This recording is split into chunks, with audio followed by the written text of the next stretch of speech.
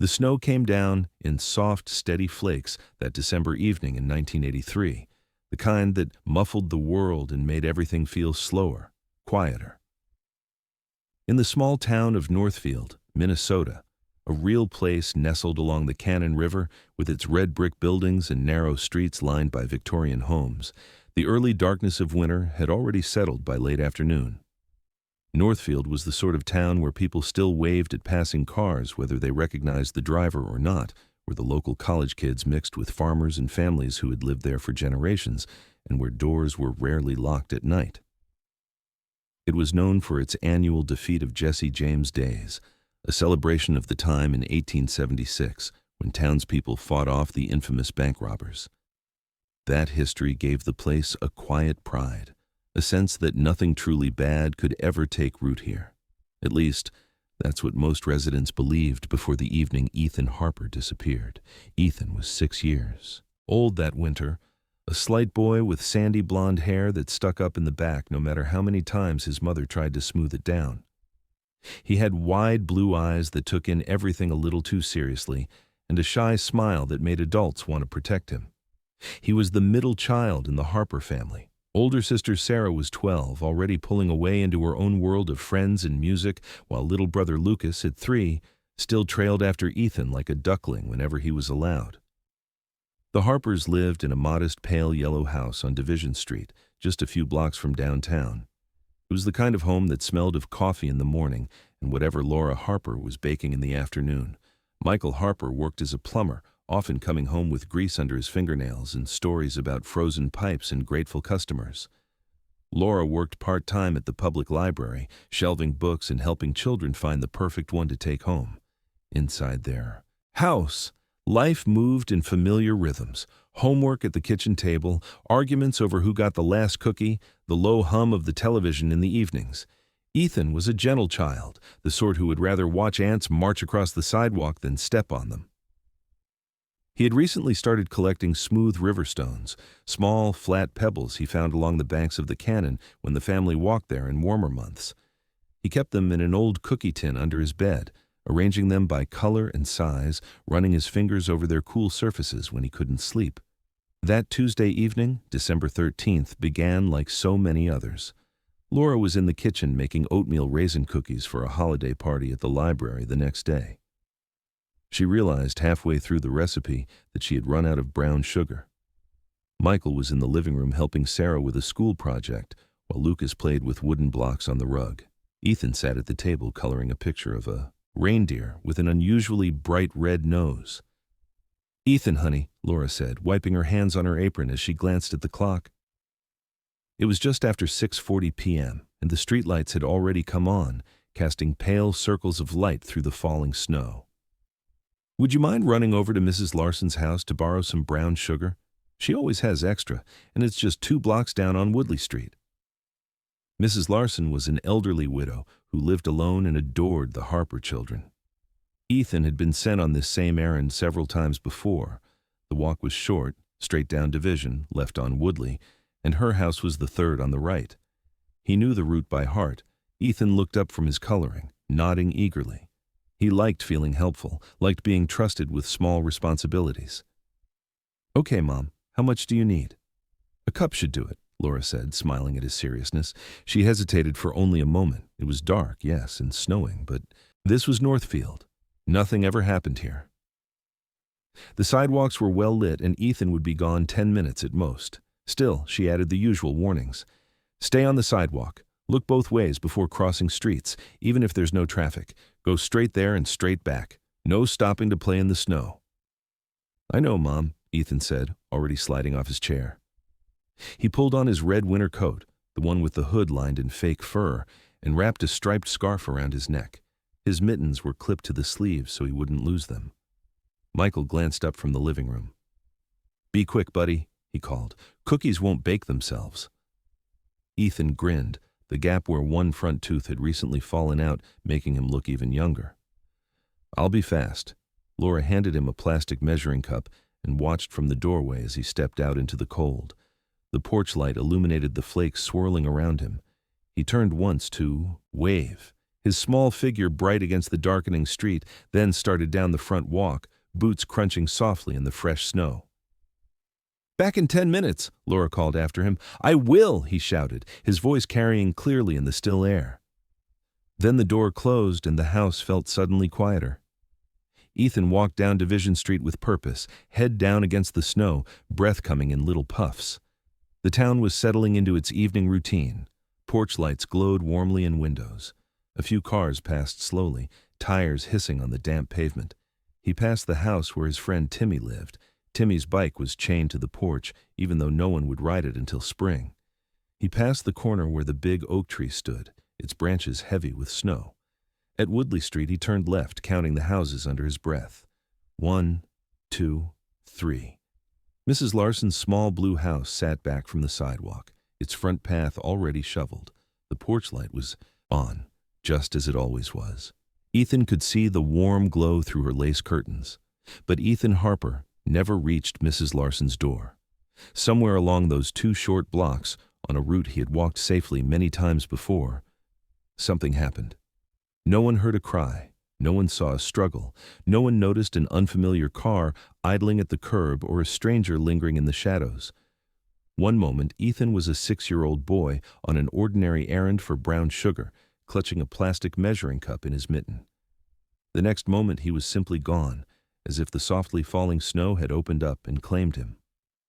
When the clock on the kitchen wall read 7:05 and Ethan still hadn't returned, Laura felt the first prickle of unease. She told herself he was probably chatting with Mrs. Larson the way children do when kind old ladies offer them a cookie or ask about school. By 7:15, the prickle had become a knot in her stomach. She wiped flour from her hands and went to the front window, peering out into the night. The street was empty, snow continuing to fall in thick, silent flakes. "Michael," she called, her voice tighter than she intended. "Ethan's not back yet." Michael looked up from the couch, checking his watch. "He's probably talking Mrs. Larson's ear off. You know how she loves company." But Laura was already pulling on her own coat.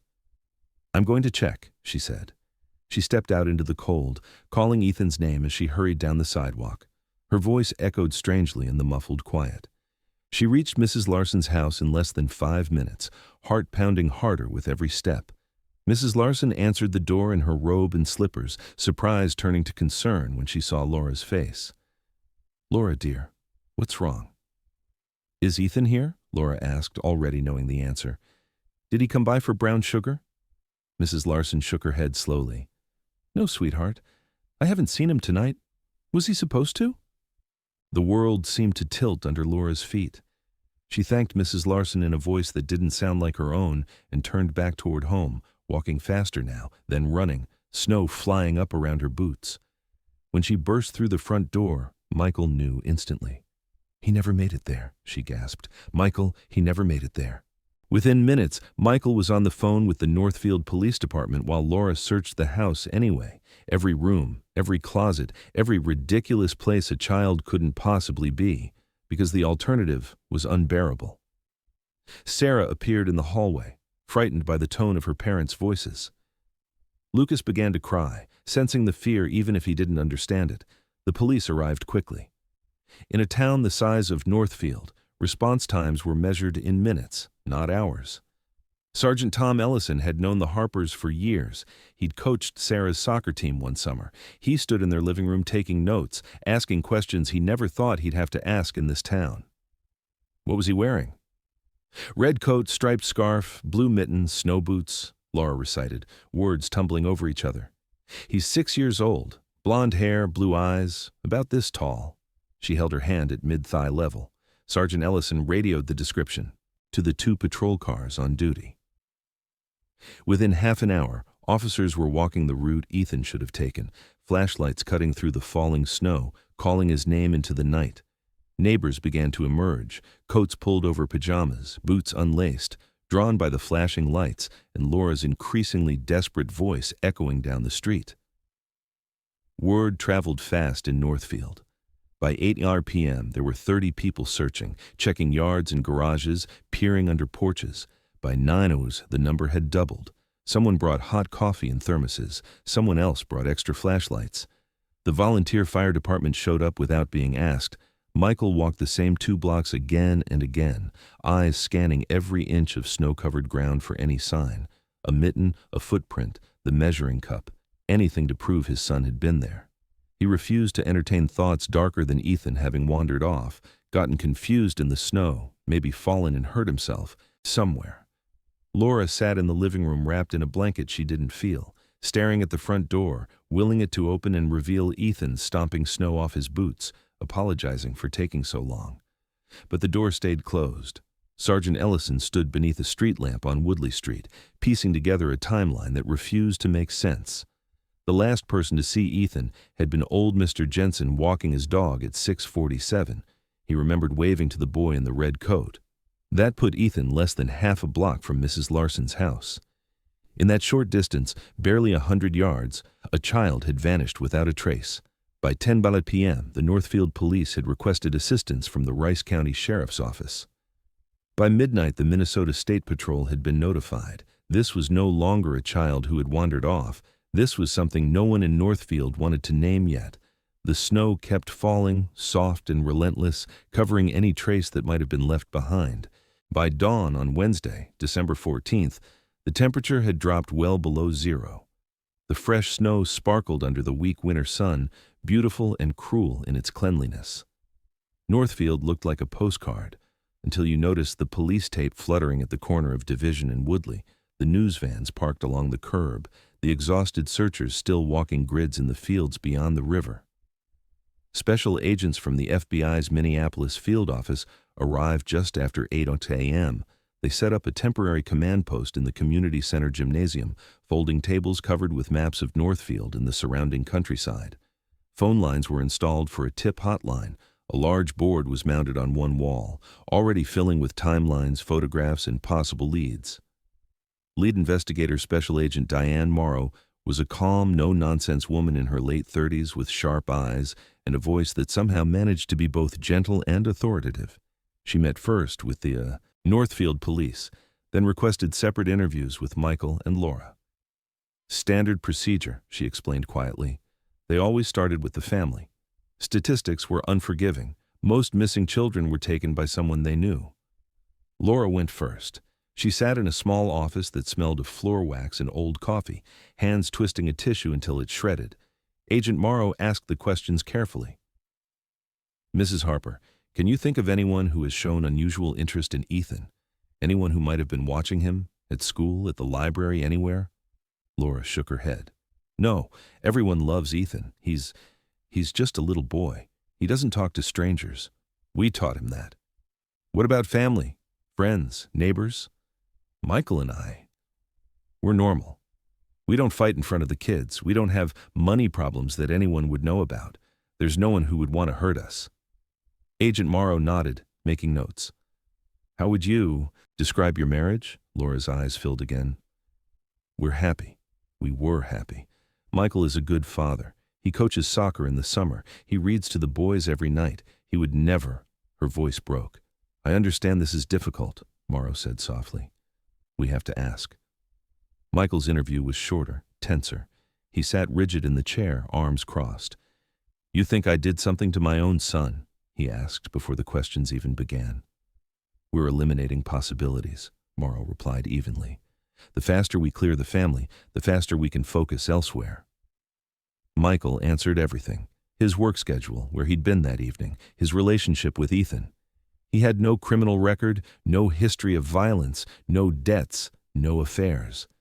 The Harpers were, by every measure, an ordinary, stable family.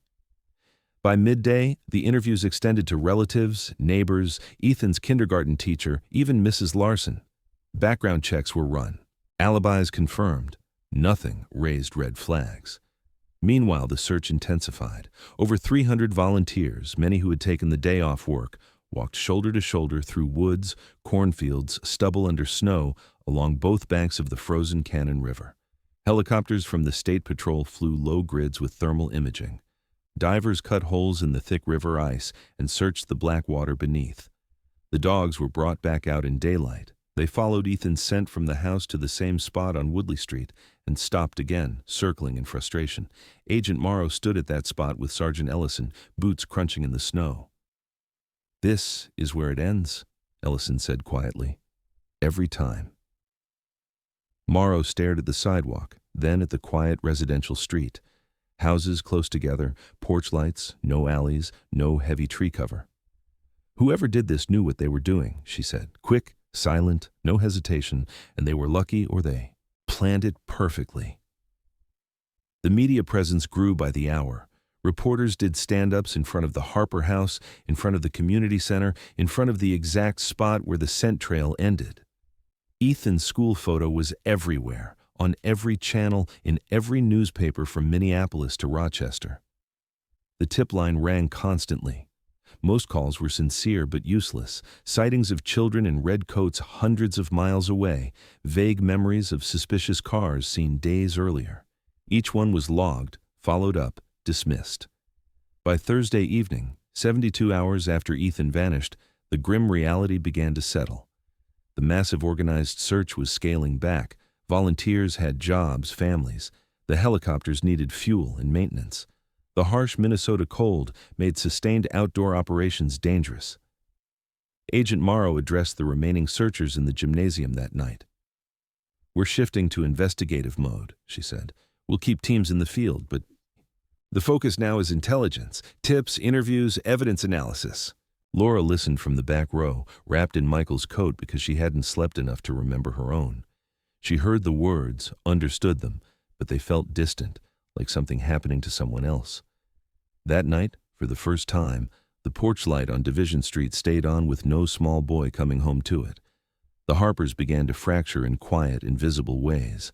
Michael threw himself into the investigation, driving routes himself, posting flyers in neighboring towns, calling the tip line daily for updates. He couldn't sit still. Stillness meant thinking. Laura stopped cooking, stopped cleaning, stopped sleeping.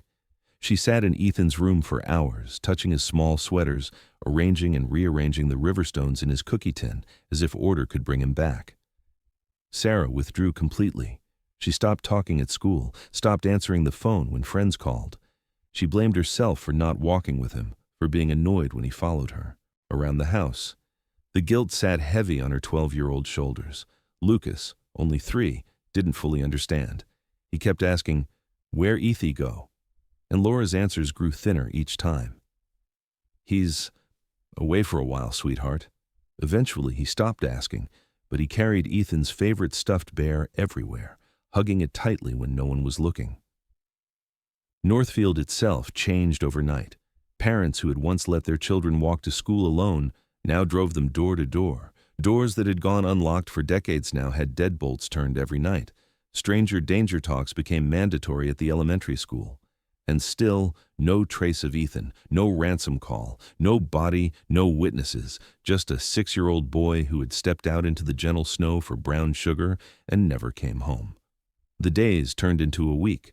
Christmas lights went up on houses all over town, but they seemed forced, too bright against the gray sky. The Harpers didn't decorate. The tree stayed in its box in the basement. Agent Morrow kept a small team in Northfield through the holidays, following every new tip, re-interviewing anyone who might have seen something and forgotten it in the initial shock. But as December drew to a close, the terrible truth became impossible to avoid. Ethan Harper was gone, and no one knew if he was alive or dead, hurt or safe, close or hundreds of miles away. The snow kept falling that winter, covering the town in layer after layer of white silence, as if trying to bury the questions no one could answer. January 1984 arrived with a brutal cold snap that froze the Cannon River solid and turned every breath into a cloud of ice. The massive search operation that had consumed Northfield for weeks began to wind down. The command center in the community center gymnasium was dismantled piece by piece, maps taken off the walls, phones disconnected, folding tables stacked in the corner. The FBI team from Minneapolis packed their files and drove north, leaving behind only a liaison officer and a promise to follow up on any new leads. The town tried to return to normal. Children went back to school. Shops reopened after the holidays. But nothing felt normal. Ethan's face still stared out from faded posters on telephone poles and store windows, his shy smile now a constant reminder of what had been lost. Within the Harper house on Division Street, the grief settled in layers. Laura's days blurred into one another. She moved through the motions of living, making breakfast for Sarah and Lucas, folding laundry, answering the phone when it rang with another well-meaning neighbor checking in. But her eyes were always distant, fixed on some point beyond the walls. She kept Ethan's room exactly as it had been, bed made, river stones arranged neatly in their tin, his small red coat still hanging in the closet because she couldn't bear to move it. At night she sat in there for hours, breathing in the faint scent of him that was already beginning to fade. Michael channeled his pain into action. He took unpaid leave from his plumbing job and spent his days driving to neighboring towns, Faribault, Dundas, even as far as Mankato and Owatonna, putting up new flyers, talking to gas station attendants, showing Ethan's photo to anyone who would look. He called Agent Morrow's office twice a week, demanding updates, asking what more could be done. His voice grew rougher, his temper shorter. He couldn't sit still. Stillness brought the images he fought to keep at bay. Sarah, now 13, retreated into silence. She spent most of her time in her room with the door closed, headphones on, listening to the same cassettes over and over. At school she sat alone at lunch, ignoring the whispers and pitying glances. She had nightmares about that evening, dreams where she heard Ethan calling her name from far away, but when she ran toward the sound, there was only snow and darkness. She woke up crying and didn't tell anyone. Lucas, still only 3, adapted in the way very young children do. He stopped asking about Ethan after a while, though he carried the stuffed bear everywhere and sometimes set an extra place at his little play table. For Ethy, the absence became as normal. Even if he didn't understand it, the theories about what had happened to Ethan shifted as the weeks turned into months. The first and most persistent was stranger abduction. It fit the facts. A child walking alone at dusk in winter, a scent trail ending abruptly on a quiet street. Someone could have pulled up in a vehicle, lured him, or grabbed him in seconds and driven away before anyone noticed. But there were problems with this theory. Multiple neighbors had been outside that evening, shoveling walks, walking dogs, coming home from work. No one remembered a car stopping. No one heard a child cry out. Northfield streets were not busy, but they were not deserted either. A stranger would have stood out. The second theory was darker and gained quiet traction among some investigators. Accidental death followed by concealment. Perhaps Ethan had slipped on ice near the river, fallen through a weak spot, or wandered into the woods and succumbed to the cold. His body could be hidden under snow that wouldn't melt until spring, or waded in the river where divers hadn't searched deeply enough. But the dogs should have found him if he hadn't gone far. The thermal imaging should have picked up something. Hundreds of searchers had covered every plausible area. The third theory circulated only in whispers, never in front of the Harpers. Family involvement. Statistics were brutal. Most missing children were taken by relatives or someone known to them. Investigators looked hard at Michael and Laura. Michael's sudden temper since the disappearance, Laura's withdrawal, the lack of any ransom demand or outsider evidence. But the scrutiny found nothing. No history of abuse, no financial desperation, no custody battles, no life insurance policies worth mentioning. The Harpers were ordinary people whose lives had been destroyed by something inexplicable. Agent Morrow closed the active investigation phase in March 1984, 4 months after Ethan vanished. The case was classified as a cold case, still open but without active leads. A single detective from the Rice County Sheriff's Office was assigned to it part-time. The media moved on. The intense coverage of December and January faded to occasional anniversary pieces. 6 months since Northfield boy vanished. 1 year later, the unsolved disappearance of Ethan Harper. Each story rehashed the same details, showed the same school photo, interviewed the same grieving parents. Then, the world turned its attention to new tragedies. Age progression images were commissioned in 1985 by the National Center for Missing and Exploited Children. Artists used Ethan's photograph and family resemblance to imagine what he might look like at age 8, then 10, then 12. The images were distributed nationwide, added to milk cartons and post office walls. Laura couldn't look at them for long. They felt like ghosts of a future that had been stolen. Michael and Laura's marriage began to crack under the strain. They couldn't talk about Ethan without arguing, Michael wanting to keep searching, keep hoping, keep fighting. Laura sliding toward a quiet acceptance that her son was gone forever. They slept in the same bed, but might as well have been miles apart. By 1986, they separated quietly. Michael moved into a small apartment downtown. Laura stayed in the house with the children. Sarah left for college in 1989, choosing a school in California as far from Minnesota as she could reasonably get. She changed her major 3 times, unable to settle, haunted by survivor's guilt she never voiced. She rarely came home. Lucas grew up in the shadow of a brother he barely remembered. Classmates sometimes whispered about the missing Harper boy, and he learned early to change the subject. He became the easygoing one, the peacemaker, but carried a private anger he didn't fully understand. Northfield itself never quite recovered. The sense of safety was gone for good. Parents watched their children more closely. The elementary school added new pickup procedures. Doors were locked at night. People noticed strangers now, where once they had only waved. Every December 13th, the local paper ran a small remembrance piece. Every year on Ethan's birthday, April 21st, Laura placed flowers at a memorial stone she had installed in the cemetery, even though there was no body beneath it. She talked to him there, telling him about Sarah's graduation, Lucas's first girlfriend, the ordinary milestones he was missing. Detective Ray Holman, the county investigator assigned to the case after Morrow's team, left, kept the file on his desk for years. He followed up on every tip, no matter how thin. A boy matching Ethan's description seen in Florida. A suspicious couple in Wisconsin who had suddenly acquired a young child. Each lead was chased. Each one collapsed under scrutiny. In 1992, when Ethan would have been 15, another age progression image was released. Laura stared at the teenage face, taller, broader, with Michael's jawline in her eyes, and felt a fresh wave of loss. That boy didn't exist. Her son was forever 6.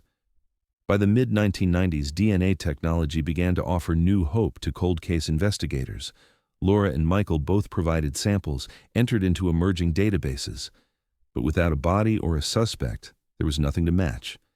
The internet arrived and Ethan's information was uploaded to early missing children websites. Message boards discussed the case, theories multiplied, government conspiracy, satanic cults, runaway who had forgotten his past. Most were wild speculation, but a few came from well-meaning amateurs who pored over old newspaper articles looking for overlooked clues.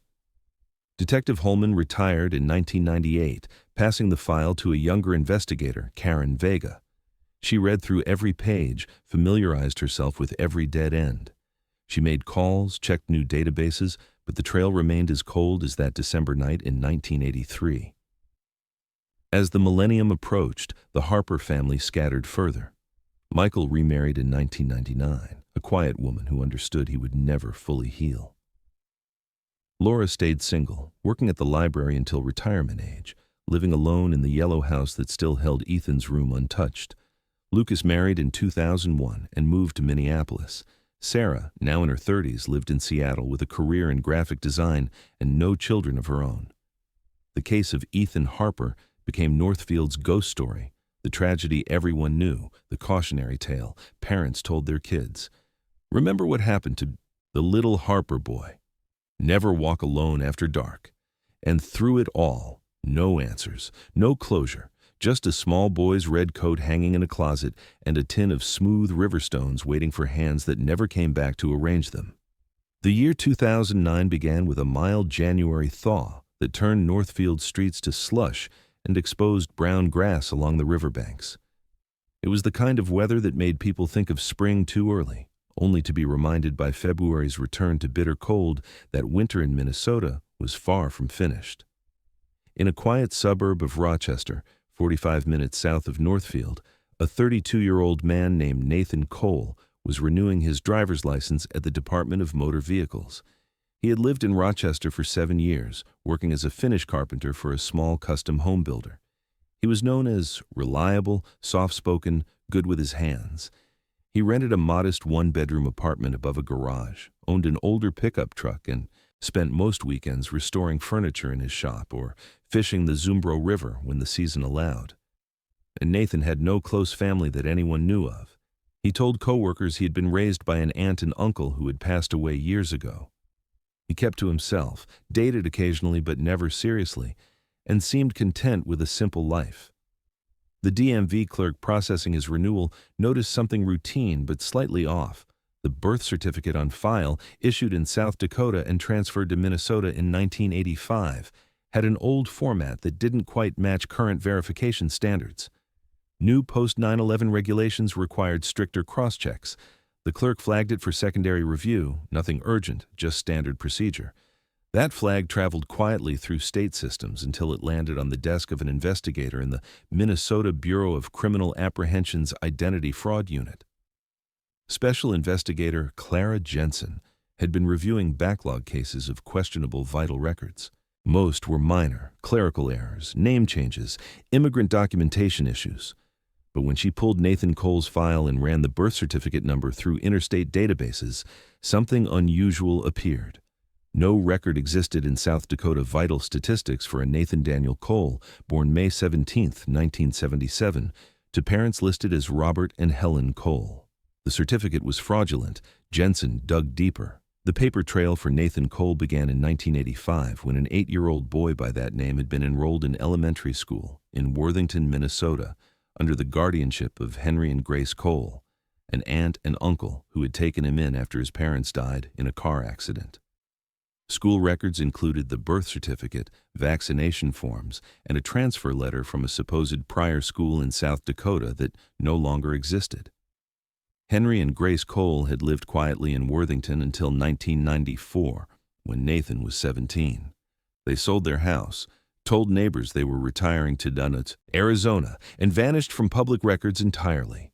No forwarding address, no death records, no tax filings after that year. Nathan had finished high school, worked construction, and moved eastward over the years, first to Austin, then to Rochester. Jensen ran Nathan's description through missing persons databases, narrowing by age and Midwest origin. Hundreds of results appeared, but one case jumped out immediately. Ethan Harper, missing from Northfield, Minnesota, December 13, 1983. Age at disappearance, 6. If alive in 2009, he would be 32. The physical match was striking. Height, build, hair color, even the shape of the face in driver's license photos compared to age progression images. The timing fit perfectly. Ethan vanished in late 1983. Nathan Cole first appeared in Minnesota records in 1985, roughly 18 months later. Jensen contacted Detective Karen Vega, who had inherited the Harper case file years earlier and still kept it active. Vega drove to St. Paul the next day. They spread the documents across a conference table. Ethan's original missing person report, dental records, the preserved DNA sample from Laura Harper taken in the 1990s, and Nathan Cole's current driver's license photo beside the latest age progression sketch. The resemblance was unmistakable. They decided on caution. If Nathan Cole was Ethan Harper, he had lived 26 years under a false identity. He might have no memory of his early life. Approaching him required care. He was a victim, not a suspect. For 2 weeks, investigators observed from a distance. Nathan went to work, stopped at the hardware store, ate lunch at the same diner on Thursdays. He had a routine, friends at work, a girlfriend named Megan he had been seeing for 6 months. Nothing suggested he was hiding or in distress. He simply lived as if Nathan Cole was the only person he had ever been. On a gray February morning, Jensen and Vega drove to Rochester with a local detective, Thierry. Waited until Nathan returned home from work, then knocked on his apartment door. Nathan opened it still in his work jacket, sawdust on his boots, expecting perhaps a neighbor. When they introduced themselves and showed badges, confusion crossed his face. "Is something wrong?" he asked. "We'd like to talk to you about your identity documents," Jensen said gently. "May we come in?" Nathan stepped aside, uneasy but polite. They sat in his small living room, simple furniture, woodworking magazines on the coffee table, a half-finished cedar box on the workbench visible through an open door. Jensen explained, the birth certificate was not valid. No record of his birth existed under that name. The identity Nathan Cole had been created sometime after 1983. Nathan listened, face growing pale. "That's not possible," he said quietly. "I've had those papers my whole life. My aunt and uncle, they handled everything after my parents died." "We've been unable to locate Henry or Grace Cole after 1994, Vega said. "There's no trace of them." Nathan rubbed his forehead. "They moved to Arizona. I was 17. We lost touch. I figured they just lived their lives." Jensen placed Ethan Harper's original school photo on the table, then the most recent age progression image beside Nathan's own driver's license photo. "Do you recognize this boy?" Nathan stared. Something shifted behind his eyes, not recognition exactly, but a deep unease, like looking into a mirror that showed a slightly different face. "No," he said slowly. "Should I?" Vega spoke softly. "Mr. Cole, 26 years ago, a 6-year-old boy named Ethan Harper disappeared from Northfield, Minnesota. The circumstances match the gap before your recorded identity begins. We believe you may be Ethan." The room was silent except for the tick of a wall clock. Ethan, shook his head but not in denial, more like trying to clear fog. "I don't remember anything before I was about 8 or 9, he said, voice barely above a whisper. "Just fragments. A house in Worthington. Aunt Grace reading to me. Uncle Henry teaching me to use tools. Before that, nothing. I always thought it was because of the accident that killed my parents. Trauma blocking early memories. That's what they told me." He looked up at them, suddenly, frightened. "Are you saying my whole life is fake?" "We're saying we need to know the truth," Jensen replied, "and you deserve to know it too. We'd like you to voluntarily provide a DNA sample. We have a maternal reference from Ethan Harper's mother. It will tell us definitively." Nathan sat motionless for a long minute. Then he nodded. "Do it." The swab was taken the next morning. Results were rushed. 10 days later, on a cold March afternoon, Jensen and Vega returned to the apartment. Nathan let them in without a word. Megan was there this time, sitting beside him on the couch, holding his hand. Jensen didn't prolong it. "The DNA is a conclusive match. You are Ethan Harper." Nathan closed his eyes. Megan's grip tightened. "I don't remember them," he said finally. "I don't remember being Ethan. I don't remember Northfield. I don't remember my real family." His voice cracked on the word real. Vega spoke gently. "You were very young, and whoever took you may have deliberately shaped the story you were told. Memory suppression in abducted children, especially when they're kept long-term, isn't unheard of." Nathan looked at the age progression photo again, then at his own reflection in the window. "So who am I now?" "That's up to you," Jensen said, "but there are people in Northfield who have been waiting 26 years to know you're alive." Ethan, stared at the floor for a long time. "Will you help me meet them?" he asked finally. "We will," Vega promised. Arrangements were made carefully, with therapists experienced in long-term abduction reunions. A neutral location was chosen, a family counseling center in Minneapolis, halfway for everyone. Laura Harper, now 62, drove up with Lucas, who was 29 and married with a toddler of his own. Sarah flew in from Seattle. Michael, remarried and living in Faribault, came alone.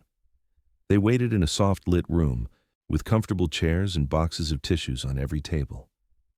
When the door opened and the man who was once their little boy walked in, tall, quiet, carpenter's hands, sandy hair longer than Ethan's had ever been, they all stood at once. Laura saw him first. The shape of his face, the way he held his shoulders, the blue eyes that were undeniably hers. Tears filled her vision instantly. "Ethan," she whispered. He stopped a few feet away, uncertain, hands at his sides. "Hi," he said, voice low. I'm told you're my mother." Laura took one careful step forward, then another, until she could reach out and touch his arm, lightly, as if he might vanish again.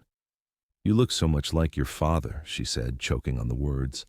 Ethan looked at each of them, Laura, Michael, Sarah, Lucas, searching their faces for something familiar and finding only strangers wearing expressions of stunned joy and sorrow. "I'm sorry," he said. "I wish I remembered you." Wish I could give you that. Laura shook her head. You're here. You're alive. That's more than we ever dared hope. They sat, talked haltingly, looked at old photographs Laura had brought, Ethan at 4 on a swing, at 5 holding a string of sunfish, at 6 missing a front tooth and grinning beside Lucas in a waiting pool. Ethan studied each one as if they were pictures of someone else. Megan sat beside him the whole time, a quiet anchor. When the session ended 2 hours later, no one wanted to leave, but the therapist gently reminded them this was only the beginning. Outside in the parking lot, Laura hugged him, carefully, briefly. He hugged back, awkward but sincere. We'll go as slow as you need, she said against his shoulder. Ethan nodded. I want to know you. I just don't know how yet. As they drove away in separate cars, Laura looked in the rearview mirror until his truck disappeared. Her little boy was 32 years old and he had come home. But the reunion was only the start of a longer, more complicated journey. For all of them. The months following the DNA confirmation were a slow, careful unraveling and reweaving of lives that had been torn apart 26 years earlier. Ethan, no one quite knew what to call him yet, continued living in Rochester as Nathan Cole for the time being. Changing his legal name would come later, after paperwork, therapy, and a great deal of thought. He kept his job, his apartment, his routine, because routine was the only thing that felt solid when everything else had shifted beneath him. Therapy became a twice-weekly constant. A psychologist in Rochester who specialized in dissociative memory and long-term abduction cases helped him navigate the strange terrain of having 2 childhoods, one real but erased, one fabricated but vividly remembered. There were no sudden floods of recollection, no dramatic recovered memories. Just occasional flashes, a scent of library books that made his chest tighten inexplicably, the feel of smooth riverstones under his fingertips that brought an ache he couldn't name. Megan stayed. She had listened to the investigators explain the results, watched Nathan's world collapse in real time, and simply taken his hand and said, "We'll figure this out together." Some nights he woke from dreams he couldn't describe and found her awake beside him, ready to listen or simply hold him until the shaking stopped. She met Laura over coffee one Saturday, the 2 women sizing each other up with careful politeness before realizing they were both trying to protect the same man in different ways. Contact with the Harpers began slowly. First phone calls, short, awkward conversations where Laura asked gentle questions about his life, his work, his favorite foods, and Ethan answered as honestly as he could. He learned that Laura still lived in the yellow house on Division Street, that she had retired from the library and volunteered with a local missing children advocacy group. Michael had his own plumbing business now in Faribault, and 2 grown stepchildren he clearly loved. Lucas was a high school history teacher in Minneapolis, married with a 5-year-old daughter named Lily. Sarah designed book covers from her home office in Seattle and had never married. The first in-person visit after the initial meeting in Minneapolis happened in late April, on what would have been Ethan's 33rd birthday. Laura invited him to Northfield, not to the house yet, but to a quiet restaurant downtown. Just the 2 of them. Ethan drove up alone, hands tight on the wheel the entire way, heart pounding as he crossed the bridge over the Cannon River. Laura was waiting at a corner table, a small cake in front of her with a single candle. She stood when she saw him, eyes bright with tears she refused to let fall. "I know you don't remember birthdays with us," she said quietly as they sat, "but I've celebrated everyone anyway. I thought maybe we could start new traditions." They ate lunch, walleye because she remembered it was his, favorite when he was little, though he had no memory of that, and talked about safe things, woodworking projects, Minnesota weather, her garden. She showed him recent photos of Lucas's daughter Lily, who had the same sandy hair Ethan had once had. When dessert came, Laura pushed the cake toward him. "Make a wish," she said softly. He hesitated, then closed his eyes and blew out the candle. He didn't tell her the wish, that someday he might feel something when he looked at her other than sympathy and distant affection. But it was a beginning. Summer brought more visits. Ethan met Lucas and his family at a park in Minneapolis. Lily, fearless at 5, climbed into his lap within minutes and demanded he push her on the swing. Lucas watched with a complicated expression, grief for the brother he'd barely known and relief at having him back in any form. Sarah flew in for a long weekend in July. She and Ethan walked the river trail together, an awkward silence stretching between them at first. Finally she spoke. "I was mad at you for years," she admitted. "Not at you exactly, at the idea of you. Because you were gone and I was still here, and everyone looked at me like I was supposed to fill the space you left. I hated that." Ethan nodded.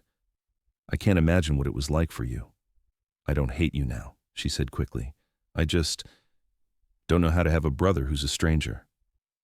"We'll learn," he said. They did, slowly. Sarah sent him book recommendations. He sent her photos of furniture he'd built, small bridges. Michael was the hardest. Their first meeting alone was at a coffee shop in Faribault. Michael looked older than Ethan expected. Gray hair, lines around his eyes from years of squinting at pipes and grief. "I blame myself every day," Michael said without preamble. "If I'd gone for the brown sugar myself, if I'd walked with you, if I'd been a better father, you couldn't have known," Ethan said. Michael's eyes filled. "I missed everything. Your first shave, your graduation, your first heartbreak, all of it." Ethan reached across the table, an instinctive gesture that surprised them both, and gripped his father's hand. "I'm here now," he said. "We can't get those years back, but we can have these ones." Michael nodded, unable to speak. The investigation into Henry and Grace Cole, the only names Ethan had ever known them by, ran parallel to the family's cautious rebuilding. Investigators traced their movements as far as they could. The couple had lived quietly in Worthington from 1985 to 1994, paying bills in cash when possible, working jobs that didn't require deep background checks. Henry as a maintenance man at a local factory, Grace cleaning offices. Neighbors remembered them as polite but private, devoted to their nephew Nathan in a reserved way. They had no known relatives, no close friends, no criminal records before or after. In 1994, they sold their house for cash, loaded a small U-Haul, and left. One neighbor recalled Grace seeming almost relieved, as if a long tension had finally lifted. Financial records showed they had slowly liquidated savings in the year before leaving. Nothing dramatic, just enough to disappear comfortably. After 1994, there was nothing. No credit cards, no property records, no deaths under those names. Detective Vega and the BCA believed they had either assumed new identities or left the country. The theory that emerged was painfully simple. A childless couple, desperate for a family, who saw an opportunity in a small boy walking alone on a quiet street. They had waited, kept him hidden long enough for the initial search to cool, then emerged with a carefully crafted backstory and false papers. It wasn't about abuse or exploitation. Ethan's memories, fragmented as they were, of Henry and Grace, were of a strict but not cruel home. Regular meals, school attendance, woodworking, lessons from Henry, bedtime stories from Grace. They had raised him as their own, in their emotionally distant way, until he was old enough to live independently. Then they vanished, perhaps to avoid the risk of discovery as he grew into an adult who might ask harder questions. No evidence suggested they had done this before or after. Ethan appeared to be their only child. Criminal charges, if they were ever found, would be severe: kidnapping, identity fraud, child endangerment. But after 15 years with no trace, most investigators privately believed they were either dead or living quietly under new names somewhere warm, as they had once told neighbors they planned to do. Ethan struggled with anger that came in waves. Nights when he couldn't sleep because he pictured two people who had fed him, clothed him, taught him to plane wood smoothly, and who had stolen his entire early life. He attended a support group for adult survivors of parental abduction, one of only a handful in the country, and slowly learned to carry the rage without letting it define him. By fall, he made a decision.